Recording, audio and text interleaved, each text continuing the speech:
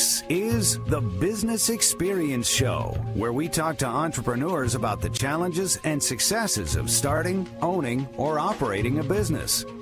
Welcome to the Business Experience Show. I'm your host, Lisa Caprelli. We have co-host Brian Gaps.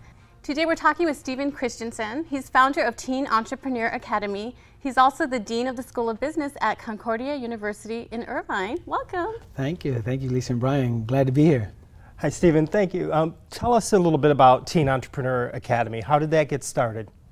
Well, it got started, I read a research report about high school students and the issue of unemployment in high school students.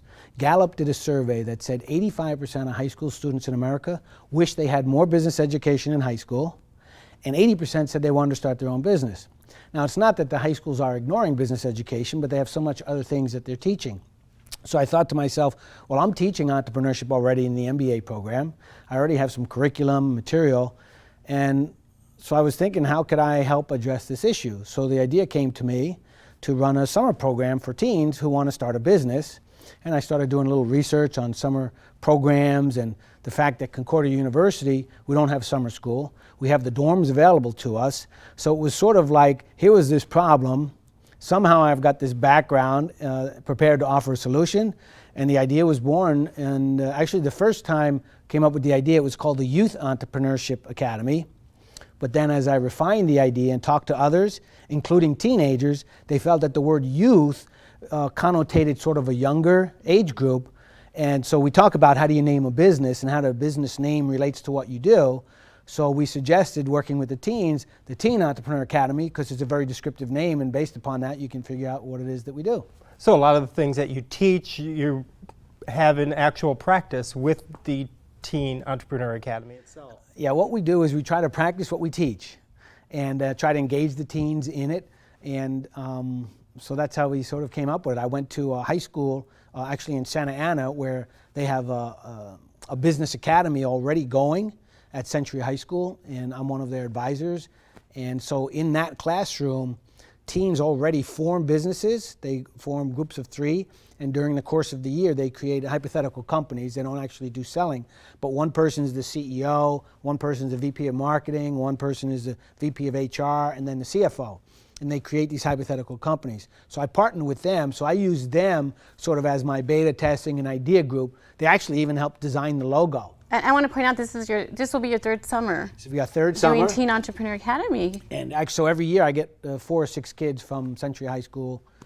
This year we have about 65 registered. We had 40 the first year, which is not bad, first year out of the gate, unknown program. And then 65 year 2, and we're at 65 right now, and so let's describe for the person watching this. Maybe their mother, father, they know their child has an interest, their teenager has an interest in starting up a business one day, or maybe maybe you're a teenager watching this and you're very entrepreneurial driven. So describe for us, first of all, they're going to go to your website. They're going to go to the website, cui.edu/TEA. Okay, and describe what they can expect. It's a 5-day program. They come to Concordia University. Yeah, so the program starts on Sunday afternoon. The parents drop them off at 1 o'clock, and it concludes on Saturday morning, 11 o'clock after graduation. So they come and actually it's sort of a college immersion experience. So it's entrepreneurship and college at the same time. They live in the campus, they live in the dorms, they attend our classes and training in the same classrooms that the college students learn. So they're actually in high school going to college. How exciting. And they live on the dorms, groups of 4 per room. Of course, males in one section and females in the other. And then I use recent college graduates as the chaperones that handle the overseeing of the dorms and the administration of the program, while I oversee the curriculum and the speakers and the presentation. And it's a beautiful campus, and people can go take a tour for free, right? Yeah, anytime they can come visit our campus. We're in Irvine, in the Turtle Rock community up on top of the hill. It's a gated community. The city of Irvine, 9 years in a row, safest city in America. And it's a bit isolated, which you want with teenagers as well. Well, it is. It's isolated and on the top of the hill, so you don't have any distractions. They can't run to the store on the corner or what have you. And actually, we collect their car keys, because if you're a senior in high school, you might have a car, right? But there's no cars allowed. And if you end up driving yourself, we collect your car keys because nobody leaves the campus. Stephen, what age can you be to attend Teen Entrepreneur Academy? So they're for high school students. So it's anything from incoming freshmen to a senior in high school. So it's usually 13 to 17 years old. And as we do the rooming, we room them by age groups. So we don't have a 13-year-old with a 17-year-old and all this. So we group them by schools and age categories. And I imagine people sometimes come in as friends. They come with their friend and you make arrangements for that as well. So the friends can stay together. Right now we have students coming from 6 states and 3 countries. Okay, that's awesome. So who typically sends their kids to this? Would it be entrepreneurs or not necessarily? People who've lived the corporate life and want their kids to maybe experience something different? I imagine you get all of that. It's a variety of people. I talked to a lady yesterday, and they have a family business, and they have children who are in high school, and they want them to get engaged in a family business, and they wanted to know if this experience would help them. And of course it will, because we deal with financial literacy, we deal with startup budget, they'll hear terms that they'll hear in the family business, and so they'll actually go through identifying customers, selling products, everything that the family business does. So they're going to be trained to take over the family business if they want to go that way. So that's one, is the family business owner or the entrepreneur, or it's the parent who might work for a regular company, but they see in their son or daughter this entrepreneurial spirit. They're always selling something, whether that's mowing lawns or iced tea, and they see that they have a propensity for it. So somebody asked at the schools, because I work with high schools, and the teachers select the students for me. So one new school that we have a partnership with, the teacher called me up and he said, well, what type of student are you looking at? Is there a grade requirement? Do they have to be A students, B students, C? And I said, there's only one requirement, and you will know who they are. And that is that they have a desire and an interest and a mindset for business and entrepreneurship. You'll know who those students are, how they, when you talk about business, their eyes light up. So I want the person who has that spirit in them, and if they're a C student, like I was, that's fine. So there is no grade requirement. The only requirement is passion in their heart or an idea in their mind. And what a great thing for any teacher to nominate a student. Yeah, and they know them best. So that's why I defer to the teachers for selecting the students. So, and let's walk through a little bit about what the Teen Entrepreneur Academy includes. What happens when the students get there? Well, the first thing that we do on day one is we sort of, we have classes every day. They have breakfast, lunch, and dinner on the campus. So breakfast is 7:30 to 8:30. 8:30 we get into the first class. So we have 45-minute classes all the way through the day. And the first thing we focus on in the morning is really a mindset shift. We want to begin to inculcate a free enterprise mentality. We want to begin to train them that every single student who is there can be successful. So regardless of their circumstances in their neighborhood, at home, when they come to this campus and they participate in this camp, every single student has the ability to be successful with their own business if they work hard, they get the education, training, and discipline. But if you look at America, people who are successful, they were focused on it, and that it's not like they have to have been given resources and money to be successful. That if they're persistent, they can be successful. So the first thing is mindset shift. And on that note, it doesn't matter where you live, what your socioeconomic background is. No, I actually asked them a question. I said, I asked them to raise their hands if they had they participated in the decision as to where they were born and when they were born. None of us did. That's where we came from. The most important thing is, where are we today, and what are the decisions and choices we're going to make going forward? Because from this point forward, as teenagers, young adults, they're now responsible for their life. And it's the decisions and choices they make. And if they decide they want to start a business, then we're there to give them the tools and all of the things that they need to be successful in starting a business. So first thing is mindset shift. And then somebody asked me, well, do they have to have a business idea to come to the camp? And the answer is no. So maybe half the students already have in mind a business idea for something they want to start, but the other half want to learn the principles of entrepreneurship and how to start a business. And one of the things you do is you help them understand what decisions go into deciding which business to create. Right. So one of the exercises we do is how to identify opportunities. Okay, so we do an opportunity exercise, and they work together, because the shortage is not in ideas. There's a ton of ideas. It's sorting out which idea is actually valid, that's meeting a need or solving a problem somebody has. So we also begin to train them to identify problems as opportunities. Now we welcome problems. We're looking for problems to solve. And every problem is an opportunity. So that's the entrepreneurial mindset. A problem is an opportunity. At the Teen Entrepreneur Academy, each year you have amazing speakers reaching out to these teens and really touching them and really hitting home their business successes. Give us some examples of your past speakers. Okay, I'm glad you talked about speakers because that is a differentiating feature of our Teen Entrepreneur Academy with other ones. The first year I had the Academy, and as an entrepreneur, every year I review what we did and I learn from it. So the first year, we have speakers coming in. And just because you're the CEO of a company and very successful and 55 or 65 years old and you have all these employees and $100 million, and you might be a great speaker for the employees at your company or for potential customers. But now we're teaching teenagers. And the teenage brain is different. Absolutely. So every 7 to 8 or 9 minutes, the modality needs to change.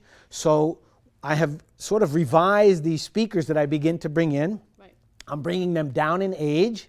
I think this year I have very few who are over 30 because I want the teenagers to be able to relate to them. See, as adults, we'll hear this great speaker who's got this great company, and we'll hang on every word and take notes because we're committed to lifelong learning and our self-improvement. Teens are still distracted and they're trying to figure out, why do I need to listen to this guy? And some tune in and tune out. The other thing that I've done is talk to the speakers. I've sort of given them a speaker's guide. So we begin to talk about what's the learning outcome you want in your 30-minute presentation. Right. And then how do we know we're going to accomplish that outcome? And then also the first year I was in auditorium seating.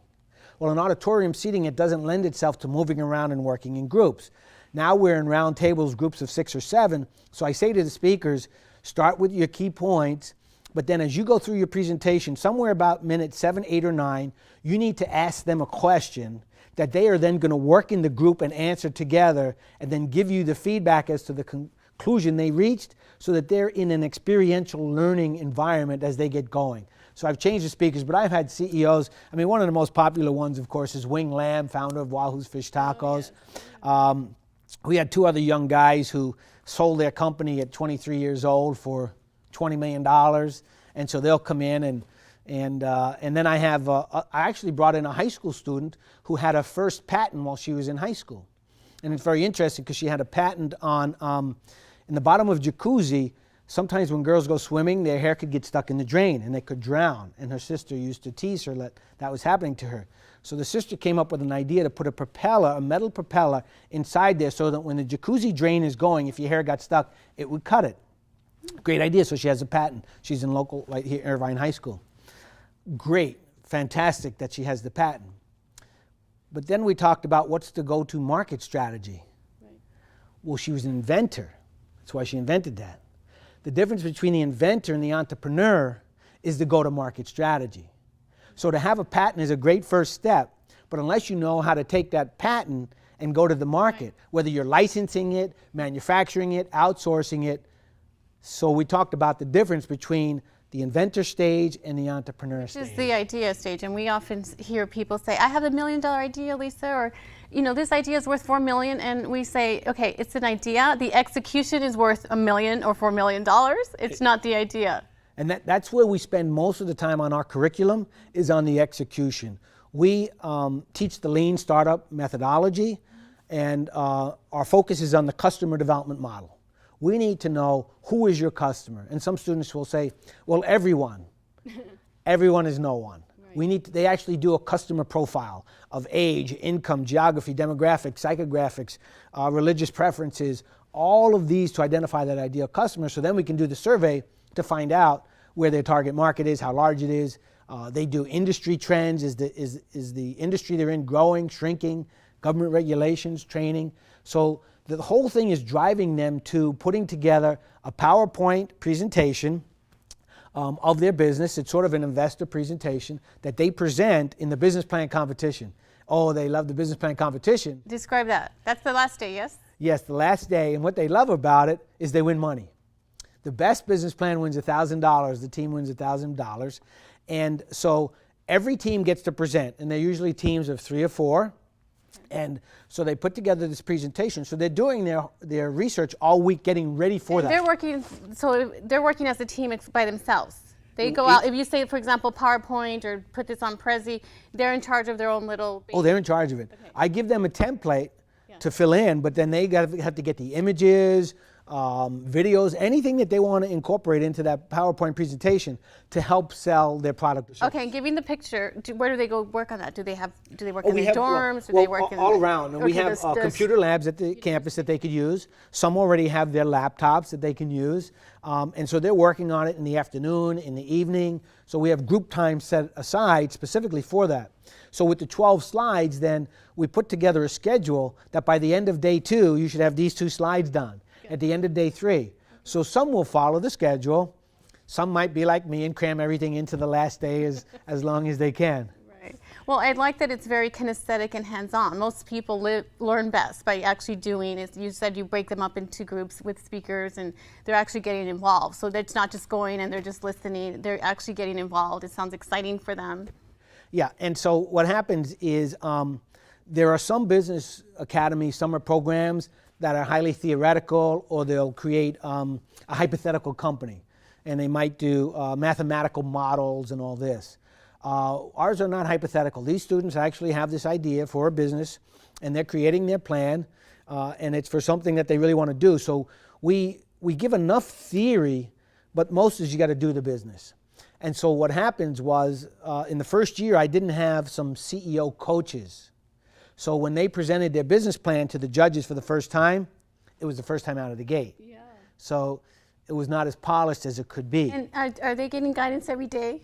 They're getting guidance every day, but then on the day before the business plan competition, I bring in, if we have 20 teams, I will bring in 40 coaches and mentors, successful entrepreneurs, business leaders, bankers, sponsor companies that are already supporting us, and they will spend 2 hours meeting with the group, reviewing their PowerPoint presentation, challenging assumptions, looking for gaps, helping them practice their presentation so that when they present the next day to the judges, they're better prepared. So that happens on Thursday. So Thursday night, they're all cramming, taking all the information and repolishing up their business plan, getting ready for the presentation the next day on Friday. So on that note, if you're a business owner or you want to be a sponsor to help Teen Entrepreneur Academy, what can you do?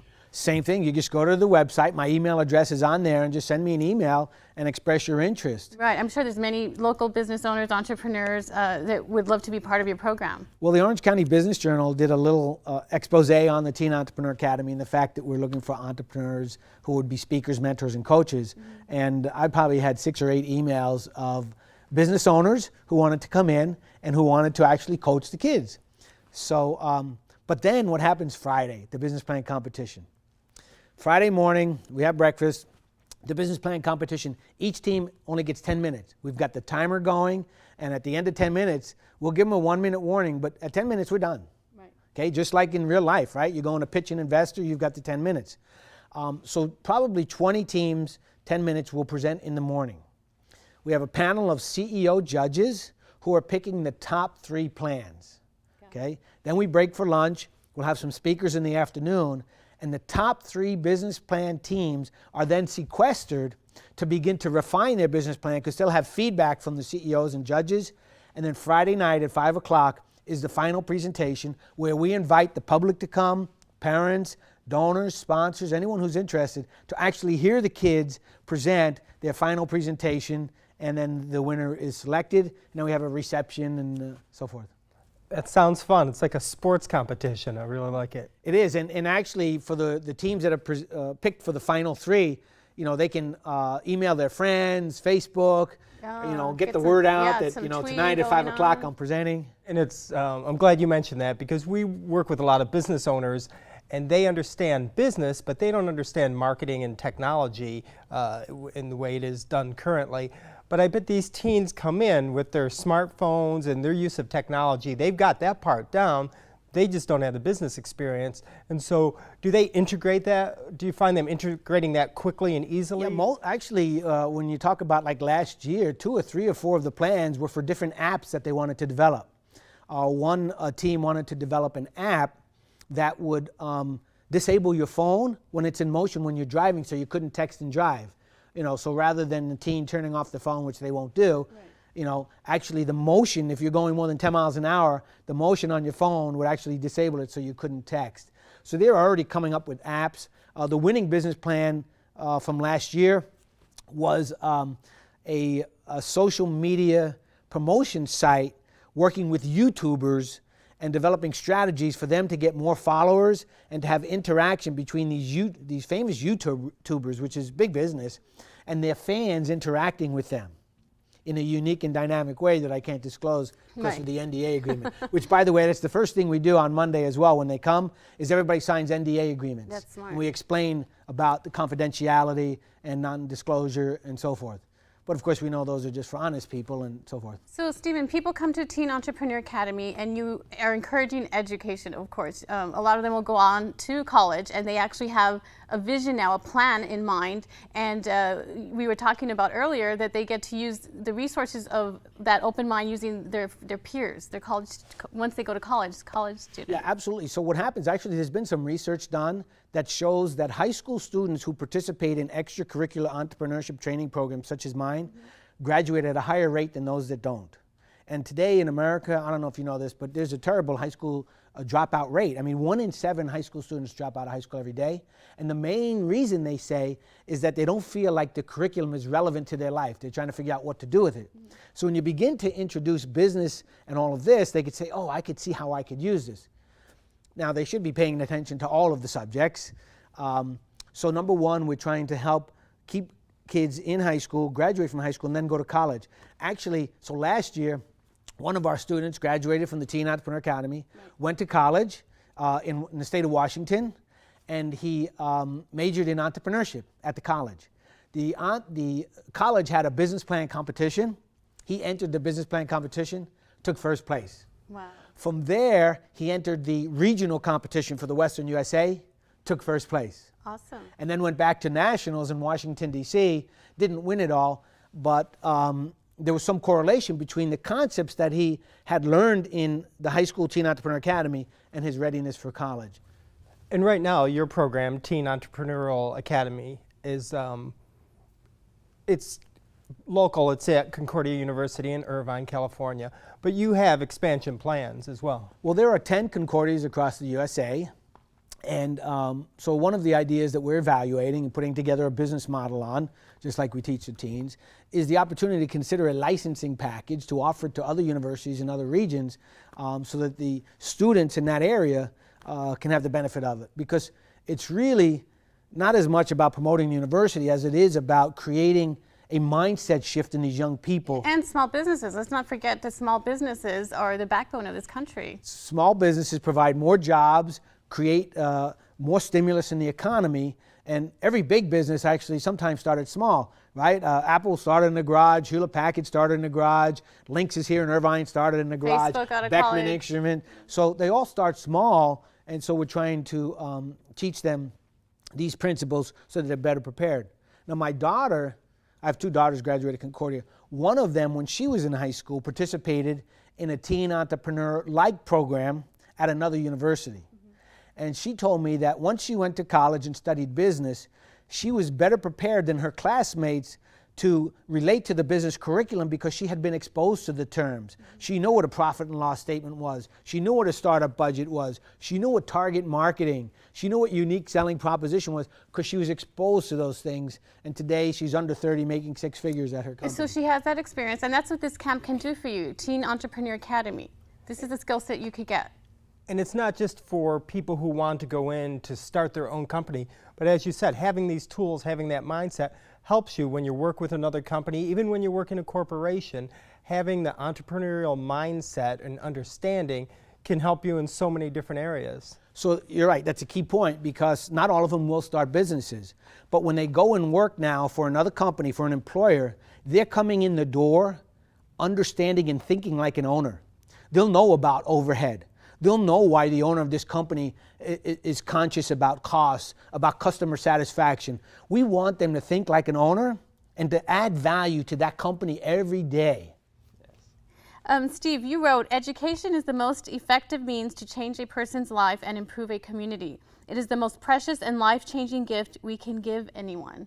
So that's really what we're doing. This isn't a business model of how Concordia is going to recruit high school students. It's a passion of mine. It's a hobby. I'm not paid to do it. It's something that I want to do. It's a way for me to give back to the young people, because they're our future leaders. Right. So, we hear people say you're never too old. Conversely, we believe you're never too young to learn principles of business and free enterprise and self-responsibility. So that's what we're doing. And part of that is you've made this program affordable for everybody. Well, and we don't want finances to prevent somebody from participating. So if they have an interest, we'll find a way to get a scholarship program or some way to fund them. So probably a little bit more than 50% of our students are from low-income, at-risk communities who never would have this type of program available to them just because of the cost. And so we have a commitment that we'll always have half of the class coming from low-income communities, and we'll go raise the money from our corporate sponsors, companies, individual donors, banks, or other organizations, so that this would be available to them. That Stephen, that's so great, and I really applaud you and honor you for doing that, because I grew up poor, and I would have loved to be able to watch this on YouTube or television, and I would have been the one like, oh my God, I want to go to this Teen Entrepreneur Academy to have that. I always had that entrepreneur spirit in me, since I was a little girl. So if you are that person that you think business could change life, you see the advantage of being a business owner, I really want you to go sign up for this. You can speak with Stephen or any of his staff. You can go to cui.edu/TEA. And we're going to have a great year, and every year we update and change the curriculum and different speakers. And so I do have people come back. Okay. So last year's business plan winners, they both want to come back, but they'll come back as counselors and mentors. So then we have peers helping peers. Okay. So they'll go around helping and coaching their business plan teams with the other students as well. Yeah, so each year just growing and growing, and you're spreading the entrepreneur spirit to the country. Well, we're creating what we call teenpreneurs. Stephen, what are the dates of Teen Entrepreneur Academy in 2014? Well, we always hold the Teen Entrepreneur Academy the second week in July. So every year it will be that time. Right. Sometimes we conflict with other summer schedules people have, and I've heard a mom who said we're going to come home early from vacation so that our son can get to the program there. Do you find parents wanting to be eavesdropping and peek in on their kids, or is that not allowed? Well, I invite them to come. Okay. Of course, the challenge is the teens don't want their moms around, right, or dads, but it is open. It's an open program. When we do have the business plan competition, some of the parents do come. We have a graduation lunch and a graduation speaker, and all the parents are invited to come to that. So we do get some parents coming. Some parents actually are successful entrepreneurs, and they want to talk about their entrepreneurial experience, and so I'll recruit some speakers from parents of students that want to participate. Well, I could see how many people want to be a part of this. Business is the background. I have an 8-year-old, and we watch Shark Tank together, and he's always talking about hashtags from the businesses and things, and he's right on the money on he's only 8. So I can't wait to send him to Teen Entrepreneur Academy one day. Yeah, and we've had speakers who had been presented on Shark Tank, yeah, and got funded. So we have some local people that we bring in who do that. But the thing that's really important about these teenagers and entrepreneurship, mm-hmm, is that teenagers are natural entrepreneurs. They have a natural curiosity and inquisitiveness and innovation and creativity. It's innate, it's in them already. Right. But unfortunately, what happens as they go through life and the educational system and other things, people start telling them all to conform. And actually that creativity sometimes gets diminished in them.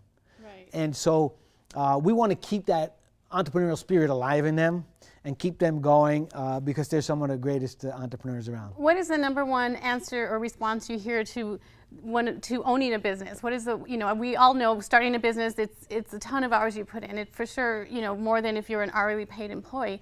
What is the top response you hear for someone loving owning their own business? Well, the number one reason is freedom. Right. Freedom to choose their own destiny, freedom to do what it is that they love to do. But we know it's not easy. It's very difficult. And we talk about the failure rates. Right. And we talk about the fact that actually with our program, it's okay to fail. Because every time you fail, you find out what didn't work in your business. I mean, we do case studies. For example, PayPal. When PayPal first launched and got their investor funding from venture capitalists, they had one business model and one business plan. In 30 days, the guys found out that didn't work. Mm-hmm. and they met with the venture capital team and said, you know that plan that you put $4 million into? That's not going to work. We're going to go with this plan B. And the investors said, okay, well, you guys know what you're doing. That's okay. Their business model actually changed 4 times before they struck on the plan that is PayPal today. So failing is only telling you what didn't work and helping you pivot or modify your plan so that you can match what the customer wants. And let's not forget that today businesses, no matter what age you start your business, it's how you get found on the internet and the web. You know, getting ranked on page 1 of Google is important. YouTube, all these features to any business. Yeah, and the young people, they understand all of that. Right. And they're real active and posting things. And maybe some older businesses need to go back to school.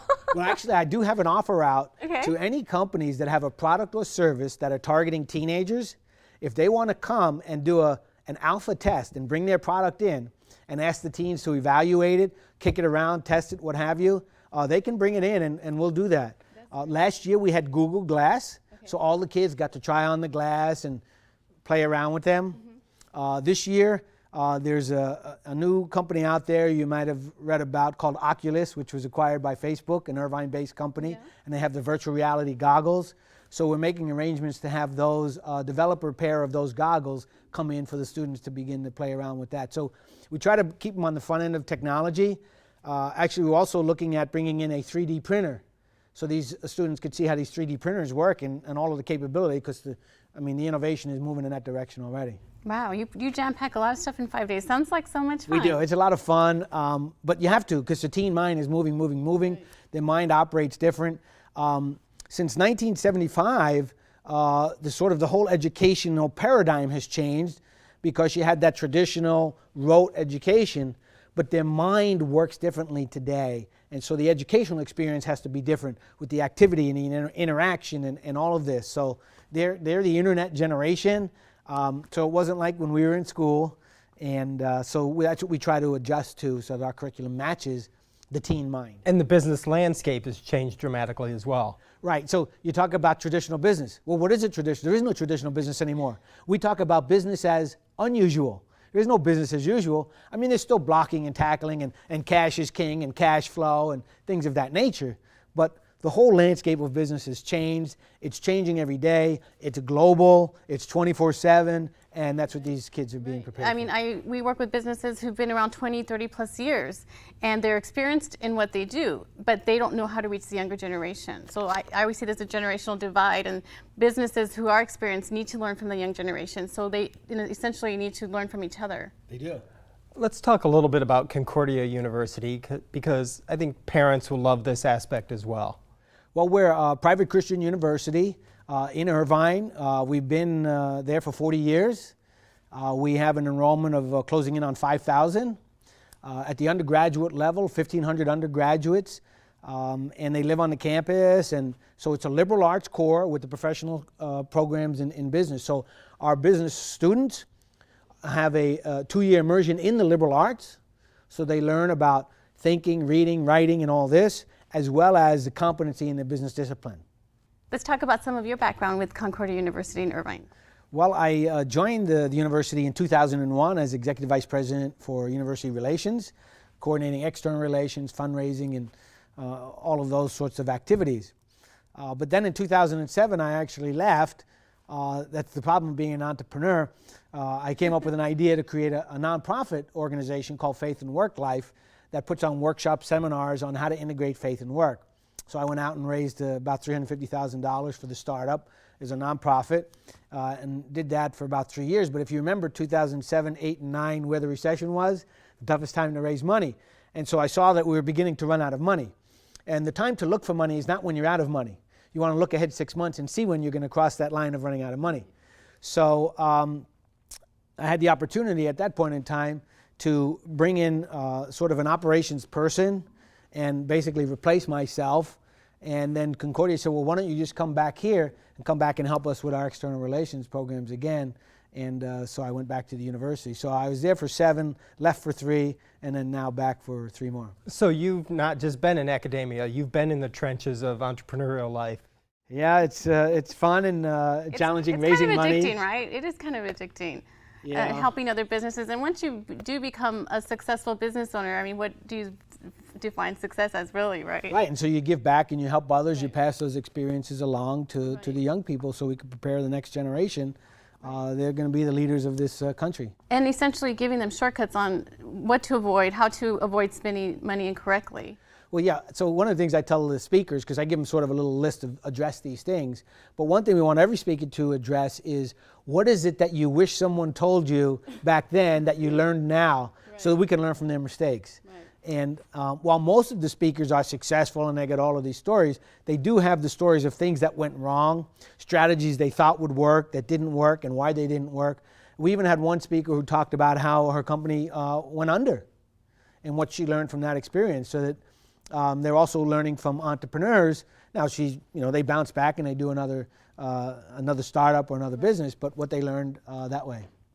Thank you, Stephen, for being with us and sharing with the audience at Teen Entrepreneur Academy. Any last words to get people going to your website? The website is cui.edu/TEA.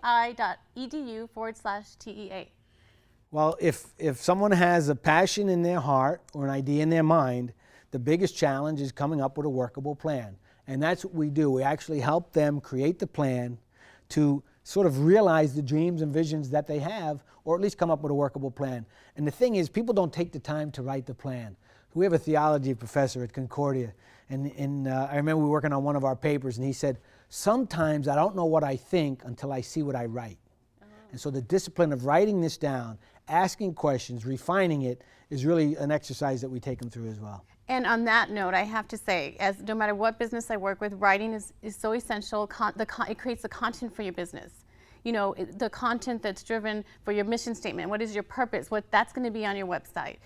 Content which comes from the umbrella of writing. We were just talking about this yesterday. Charlotte's Web is an example. Right. Yeah, I love that novel. It's a classic marketing novel. Charlotte was one of the greatest marketers of all time. Absolutely. And actually, we tell our students to keep an idea journal, because the ideas are going to be coming to them all the time. And to see opportunities, problems, and just walk around and begin to see things. And then eventually you want to evaluate those ideas, but keep an idea journal.